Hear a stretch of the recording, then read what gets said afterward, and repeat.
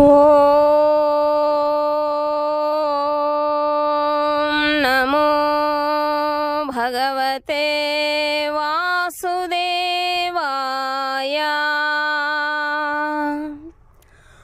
ఓం నమో భగవతే వాసుదేవాయ.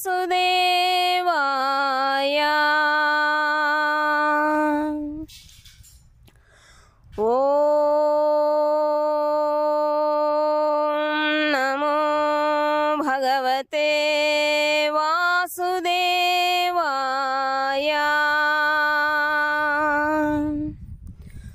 ఓం అజ్ఞానతిమిరాంధస్య జ్ఞానాంజనశలాకయా చక్షురన్మీలితం యేన తస్మై శ్రీగురవే నమః. నమో ఓం విష్ణుపదాయ కృష్ణప్రేష్టాయ భూతలే శ్రీమతే గిరిరాజస్వామినితి నామినే. నమో ఓం విష్ణుపదాయ కృష్ణప్రేష్టాయ భూతలే శ్రీమతే భక్తివేదాంత స్వామినితి నామినే. నమస్తే సరస్వతే దేవే గౌరవాణి ప్రచారిణే నిర్విశేష శూన్యవాది పాశ్చాత్య దేశతారిణే. జయ శ్రీకృష్ణ చైతన్య ప్రభో నిత్యానంద శ్రీ అద్వైత గదాధర శ్రీవాసాది గౌర భక్త వృంద. హరే కృష్ణ కృష్ణ కృష్ణ హరే హరే హరే రామ రామ రామ హరే హరే. గురు శిష్య పరంపరా. ఏవం పరంపరా ప్రాప్తమిమం రాజర్షయో విదుః. భగవద్గీత 4వ అధ్యాయము 2వ శ్లోకము. ఈ భగవద్గీత యథాతథము ఈ క్రింది గురు శిష్య పరంపర ద్వారా గ్రహించబడినది. 1 శ్రీకృష్ణ భగవానుడు, 2 బ్రహ్మదేవుడు, 3 నారదుడు, 4 వ్యాస మహర్షి, 5 మధ్వాచార్యులు, 6 పద్మనాభుడు, 7 నృహరి, 8 మాధవుడు, 9 అక్షోపిడు, 10 జయతీర్థుడు, 11 జ్ఞానసింధువు, 12 దయానిధి, 13 విద్యానిధి, 14 రాజేంద్రుడు, 15 జయధర్ముడు, 16 పురుషోత్తముడు, 17 బ్రహ్మణ్యతీర్థుడు, 18 వ్యాసతీర్థుడు, 19 లక్ష్మీపతి, 20 మాధవేంద్రపురి, 21 ఈశ్వరపురి నిత్యానంద ప్రభువు అద్వైతాచార్యులు, 22 శ్రీ చైతన్య మహాప్రభువు, 23 శ్రీల రూప గోస్వామి స్వరూపుడు సనాతన గోస్వామి, 24 శ్రీల రఘునాథదాస గోస్వామి జీవ గోస్వామి, 25 శ్రీల కృష్ణదాస కవిరాజ గోస్వామి, 26 శ్రీల నరోత్తమదాస ఠాకూరులు, 27 విశ్వనాథ చక్రవర్తి, 28 శ్రీల బలదేవ విద్యాభూషణుడు శ్రీల జగన్నాథదాస బాబాజీ, 29 శ్రీల భక్తి వినోద ఠాకూరులు, 30 శ్రీల గౌరకిషోరదాస బాబాజీ, 31 శ్రీల భక్తి సిద్ధాంత సరస్వతి ఠాకూరులు, 32 శ్రీల ఏసీ భక్తి వేదాంత స్వామి ప్రభుపాదులు. 7వ అధ్యాయము భగవద్విజ్ఞానము. 1వ శ్లోకము. శ్రీ భగవానువాచ మయ్యాసక్తా మనః పార్థయోగం యుంజన్మదాశ్రయః అసంశయం సమగ్రం మాం యథా జ్ఞాస్యసి తచ్ఛృణు. శ్రీ భగవాన్ ఉవాచ. శ్రీకృష్ణ భగవానుడు పలికెను. మయి నాయందు అసక్తా మనః ఆసక్తి గల మనస్సు కలిగిన వాడవై పార్థ ఓ పృథా కుమార యోగం ఆత్మానుభూతిని యుంజన్ అభ్యసిస్తూ మత్తాశ్రయ నా భావనలో నిలిచి కృష్ణ చైతన్యము అసంశయం నిస్సందేహముగా సమగ్రం పూర్తిగా మాం నన్ను యథా ఎట్లు జ్ఞాస్యసి నీవు తెలుసుకొనగలవో తత్తాది శృణు వినుము. శ్రీకృష్ణ భగవానుడు పలికెను. ఓ పార్థ, మనస్సును నాయందే సంలగ్నము చేసి నా సంపూర్ణ భావనలో యోగం అభ్యసించుట ద్వారా నీవు నిస్సందేహముగా నన్నెట్లు సమగ్రముగా ఎరుగగలవో ఇప్పుడు వినుము. భాష్యము. భగవద్గీతలోని ఈ 7వ అధ్యాయములో కృష్ణ చైతన్య తత్వము సంపూర్ణముగా వివరించబడినది. శ్రీకృష్ణ భగవానుడు సర్వైశ్వర్య సంపన్నుడు. అట్టి ఐశ్వర్యములను అతడు ఎట్లు వ్యక్తం చేయునో ఇందులో వర్ణించబడినది. అదే విధముగా శ్రీకృష్ణుని ఆశ్రయించు 4 రకములైన అదృష్టవంతులను గూర్చి మరియు శ్రీకృష్ణునకు ఎన్నడను శరణు వేడనట్టి 4 రకములైన దురదృష్టవంతులను గూర్చి ఈ అధ్యాయములో వివరించబడినది.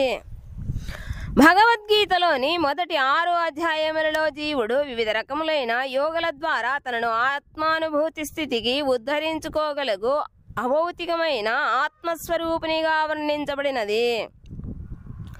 మనస్సును శ్రీకృష్ణునిపై స్థిరముగా కేంద్రీకరించుటయే కృష్ణ చైతన్యమే. యోగలన్నింటిలోకి అత్యున్నత యోగా అని 6వ అధ్యాయపు చివరన స్పష్టముగా చెప్పబడినది. అనగా మనస్సును శ్రీకృష్ణునిపై కేంద్రీకరించుట ద్వారా మానవుడు పరతత్వమును పూర్తిగా గ్రహించగలుగును, అంతేకాని ఇతర విధానముల ద్వారా కాదు. నిరాకార బ్రహ్మజ్యోతి లేక అంతర్యామి అయిన పరమాత్మానుభూతి అనేవి అసంపూర్ణమగుట చేత అది పరతత్వపు సంపూర్ణ జ్ఞానము ఎన్నటికీ కాజాలదు. ఎందుకనగా అట్టి పరిపూర్ణ శాస్త్రీయమైన జ్ఞానము శ్రీకృష్ణ భగవానుడే. కృష్ణ చైతన్యవంతునికి సర్వము విదితమగును. మానవుడు సంపూర్ణ కృష్ణ చైతన్యములో ఎట్టి సందేహము లేకుండా శ్రీకృష్ణుడే చరమ జ్ఞానమని ఎరుగును. వివిధ రకములైన యోగ పద్ధతులు అట్టి కృష్ణ చైతన్య మార్గముకు సోపానముల వంటివి మాత్రమే.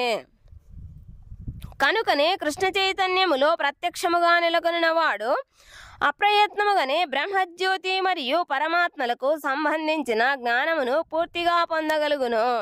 కృష్ణ చైతన్య యోగను అభ్యసించుట ద్వారా మానవుడు సమస్తమును అనగా పరతత్వమును, జీవులను, భౌతిక ప్రకృతిని, వాని విభిన్న తత్వముల వ్యక్తీకరణలను గూర్చి పూర్తిగా ఎరుగగలుగును.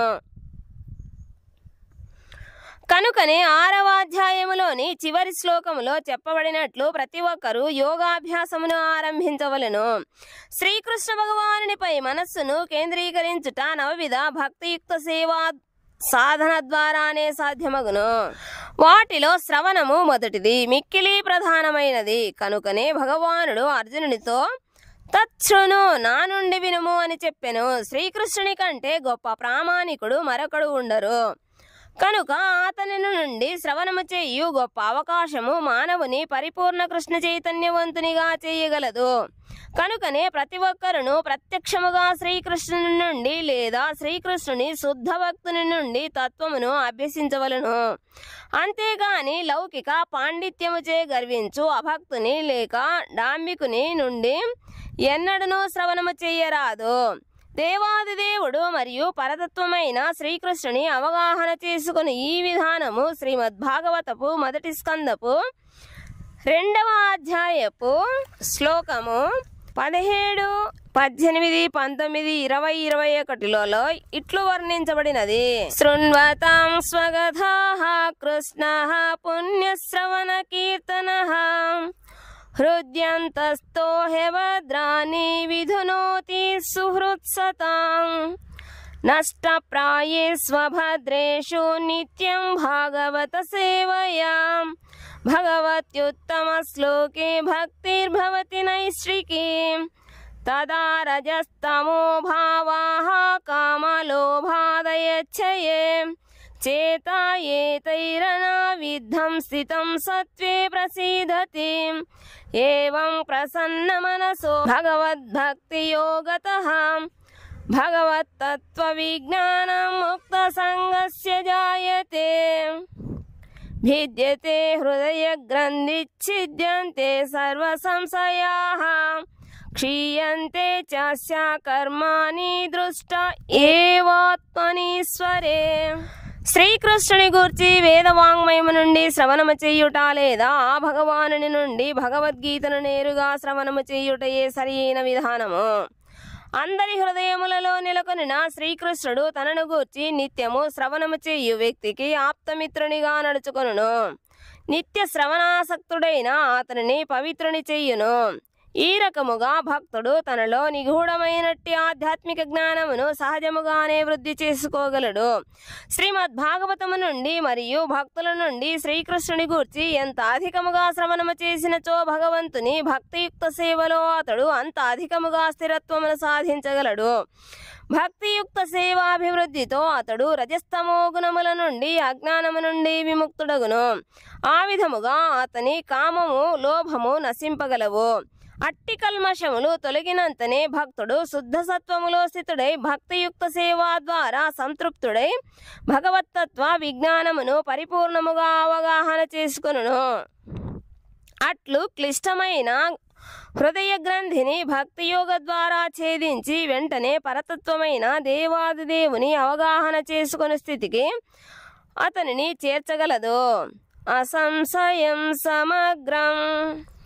కనుకనే శ్రీకృష్ణుని లేక కృష్ణ చైతన్యవంతుడైన కృష్ణ భక్తుని నుండి శ్రవణము చేయుట ద్వారానే ఎవరైనను కృష్ణ సంబంధ విజ్ఞానమును అవగాహన చేసుకోగలుగును.